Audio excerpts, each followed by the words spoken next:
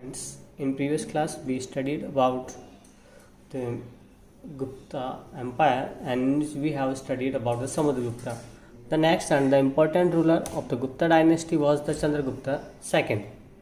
Chandragupta II was the son of Samudragupta. He extended his empire from western Malwa to Gujarat.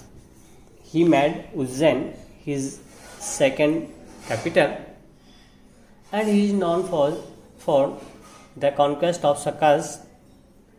After that victory, he adopted the title of Vikramaditya. Faiyan, a Chinese pilgrims who came to India during his reign.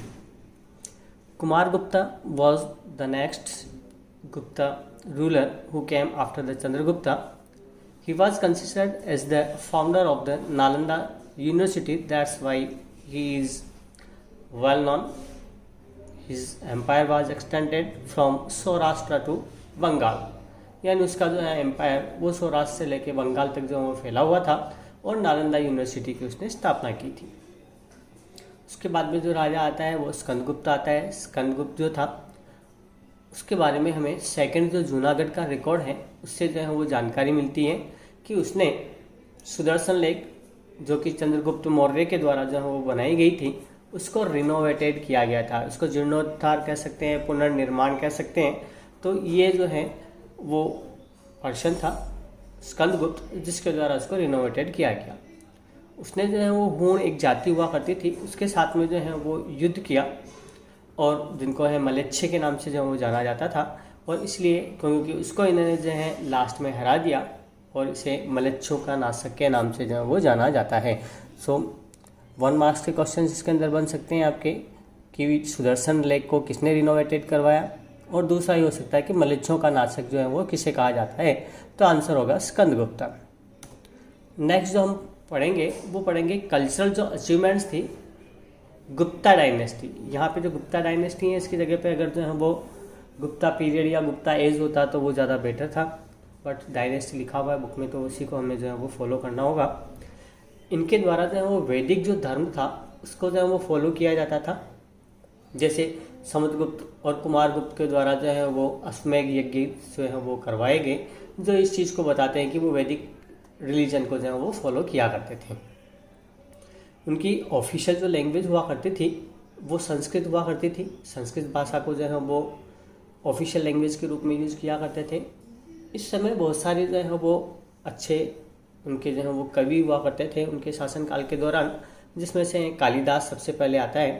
Kalidas जो थे उनके द्वारा play लिखा गया अभिज्ञान शाकुंतलम और एक epic जिसको जो है वो रघुवंशम के नाम से जो वो जाना जाता है वो उनके द्वारा लिखी गई।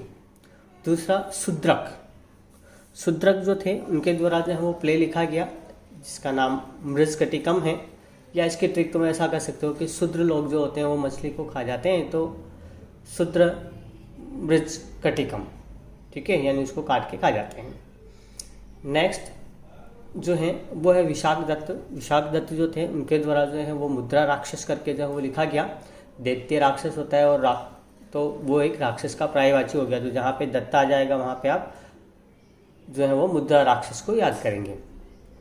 अमर सिंह जो कि एक अच्छा ट्रेजरी के ऊपर वर्क करने वाला ट्रेजर हुआ करता था, उनके द्वारा जो पुस्तक लिखी गई उसको जो है हम अमर कोश के नाम से जो वो जानते हैं, जो ट्रेजरी के बारे में हमें जो है वो नॉलेज देती है। रामायण, महाभारत और मनु संहिता ये सारी जो बुक्स जिसको हम प्रेजेंट फॉर्म में देखते हैं उन सबको जो है वो रिवील्ड किया गया था। पहले जो थी उनको जो है वो संशोधित करने के बाद में अभी जिस तरीके से हमें मिलती है ये गुप्त पीरियड के दौरान ही जो है उसका ट्रांसलेशन और रिवील्ड इसको किया गया था। उस समय बहुत सारे अन्य जो फील्ड होते हैं उससे रिलेटेड जो है वो अच्छे व्यक्तित्व हुआ करते थे, जिनमें हम देखें आर्यभट्ट मैथमेटिक्स से रिलेटेड थे। वरामिहिर जो थे उनके द्वारा जो है वो एस्ट्रोनॉमी को जो है वो देखा जाता था और इसके अलावा प्लैनेट्स के जो मूवमेंट होते हैं इसके बारे में इसमें जो है वो डिवाइडेड और उसके बारे में जो है वो डिसाइडेड किया गया था कि किस तरीके से इनके द्वारा जो है वो वर्क किया जाता था। ब्रह्मगुप्त जो मैथ्स और एस्ट्रोलॉजी के जो है वो ज्ञाता हुआ करते थे, और उन्होंने जो है वो इसके बारे में लोगों को बताया, एस्ट्रोनॉमी के बारे में, प्लैनेट्स के जो मूवमेंट होते हैं उसके बारे में, ये इनके द्वारा जो है वो एक्सप्लेन किया गया उसके दौरान।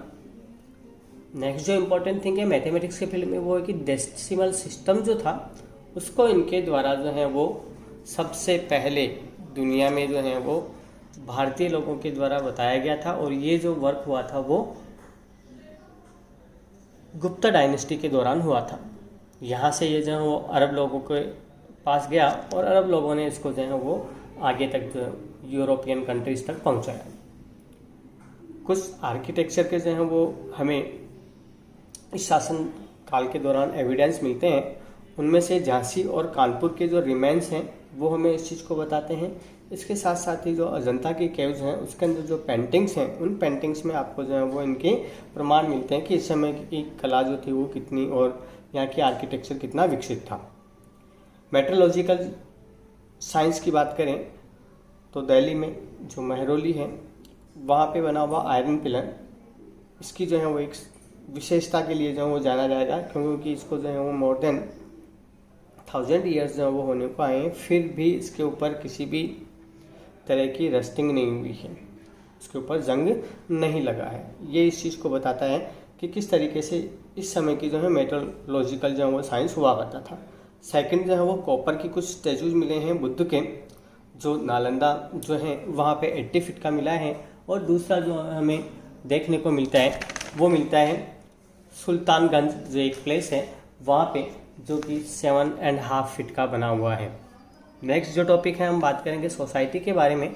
अगर हम सोसाइटी की बात करें तो उस समय जो सोसाइटी हुआ करती थी वो 4 भागों में बटी हुई होती थी, ब्राह्मण, क्षत्रिय, वैश्य और शूद्र। ये जो है वो इसके 4 पार्ट जो हुआ करते थे। नेक्स्ट इसके बारे में डिटेल में हम नेक्स्ट जो अपना पार्ट होगा उसमें जो है हम अध्ययन करेंगे।